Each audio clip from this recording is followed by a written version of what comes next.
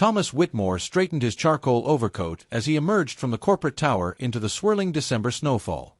At 42, he had transformed Reynolds Industries from a modest startup into a Fortune 500 enterprise.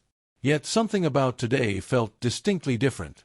His 7-year-old daughter Mia bounced at his side, her dark curls slipping free from her white knitted beanie as she attempted to catch snowflakes on her tongue.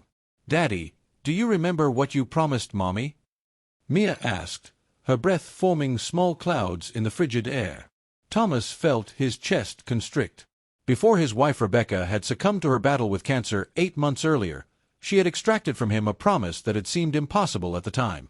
"Help someone who needs it more than we do," she had murmured from her hospital bed. "Show Mia that our blessings are meant to be shared." "I remember, sweetheart," Thomas replied, clasping Mia's mittened hand. "We simply haven't discovered the right moment yet." That moment was about to discover them. As they traversed Riverside Park, taking a shortcut to reach their favorite bakery, Mia suddenly froze. "Daddy, look," she whispered, gesturing toward a bench nestled beneath snow-laden pine trees. A young woman sat hunched forward, her blonde hair cascading around her face like a veil. She wore a gray cardigan that appeared far too thin for the weather, and in her arms she cradled what was unmistakably a newborn baby wrapped in a blanket that had clearly seen better days. Her shoulders trembled, and Thomas couldn't determine if it was from the cold or from weeping. "Daddy, her baby is freezing," Mia said, her voice carrying the same fierce protectiveness Rebecca had always demonstrated toward vulnerable creatures. "We need to help them." Thomas paused, his executive mind instinctively calculating risks. But then he glanced at Mia's earnest face and heard Rebecca's voice resonating in his memory. This was the moment she had been preparing them for. "Stay close to me," he instructed Mia as they approached the bench. The young woman glanced up as they drew closer. Her name was Clare, though Thomas wouldn't discover that for several minutes. At 28, she possessed the kind of quiet dignity that poverty hadn't managed to strip away. Her blue eyes contained exhaustion and weariness, but also an unmistakable love as she gazed down at her sleeping infant. "Excuse me," Thomas said softly. "Are you and your baby all right?" Claire's arms tightened protectively around her child. "We're fine," she replied quickly, though her voice wavered. "Just waiting for the bus." Mia stepped forward with a directness that only children possess. "There's no bus stop here," she noted. "And your baby looks really cold. My daddy has a warm car." Thomas knelt down beside the bench, speaking in the same calm tone he employed during difficult board meetings. "I'm Thomas, and this is my daughter, Mia. It's growing colder, and we'd like to help if you'll allow us." Claire studied Thomas's face, searching for hidden motives or danger. What she found instead was genuine concern and a little girl who clearly cared about her baby's welfare. "I'm Claire," she said at last. "And this is Lily. She's only 2 weeks old." Mia's eyes widened with wonder. "She's so tiny. Daddy, we need to help them right now like Mommy would want us to." Thomas felt Rebecca's presence so powerfully in that moment that he nearly turned to look for her. "Claire, there's a family crisis center approximately 15 minutes from here. They have a nursery and medical staff. Would you allow us to take you there?" Claire's composure fractured slightly. "I called them this morning. They won't have space until after New Year's." "Then we'll find another solution," Thomas said firmly, already retrieving his phone. "Mia's right. Little Lily needs to be warm." As Thomas gently wound his red wool scarf around baby Lily, Claire felt something she hadn't experienced in months: hope. When was the last time someone had offered assistance without expecting something in return? The walk to Thomas's BMW was careful and slow, with Mia chattering constantly about her school, her favorite books, and how her mommy had taught her that helping people was the most important thing you could do. Claire found herself smiling despite her circumstances, moved by the child's innocent wisdom. In the heated car, as Thomas made call after call to shelters and social services, Claire finally felt secure enough to share her story. She had been a nurse before Lily was born, but complications during delivery had resulted in medical bills that destroyed her savings. Her boyfriend had departed when the financial pressure became too overwhelming, and she'd been evicted from their apartment the week before. "Claire," Thomas said after ending his 6th phone call, "I have a proposal, but I want you to feel completely free to decline." Claire looked at him cautiously. "What kind of proposal?" My wife passed away earlier this year, Thomas began carefully. And before she died, she made me promise to help someone who needed it more than we did. Our house has a guest suite that's been empty since then. You and Lily could stay there while we work out a long-term plan.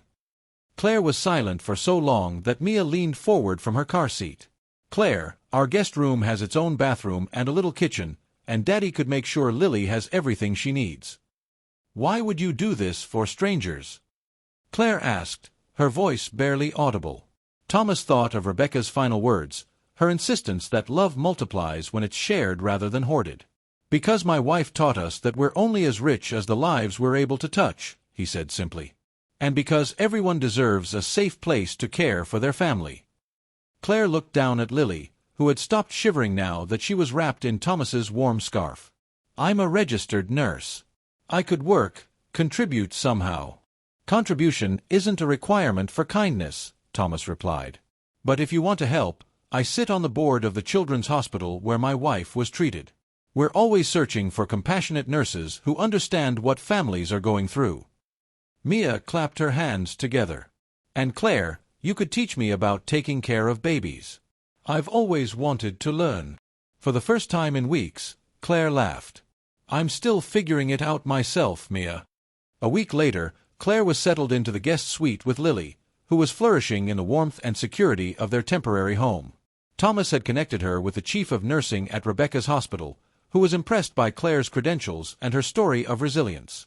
But the most unexpected development was how naturally Claire fit into their small family. She brought a gentleness that balanced Thomas's corporate intensity, and Mia adored having a baby to help care for. Thomas, Claire said one evening as they sat by the fireplace while Mia read a story to baby Lily. I got the position at the hospital. I start next month. Thomas looked up from his laptop, genuinely pleased. That's wonderful, Claire. You'll be an incredible asset to their team. I've also been looking at apartments, Claire continued. I should be able to afford something modest once I start working. Mia looked up from her book, distressed. But Claire, what if baby Lily needs us? What if you need help in the middle of the night? Thomas found himself agreeing with his daughter's concern. Over the past week, he'd come to value Claire's presence in their home. She wasn't just a houseguest anymore. She was becoming a friend, someone whose strength and grace reminded him daily of Rebecca's belief in the power of compassion. Claire, Thomas said carefully, what if you didn't have to choose between independence and having support? What if we could figure out an arrangement that works for everyone? Claire met his eyes, recognizing the same possibility that had been growing in her own heart. What did you have in mind? Mia and I have been talking, Thomas said, smiling at his daughter. This house is too large for just the two of us, and we've both grown accustomed to having you and Lily here.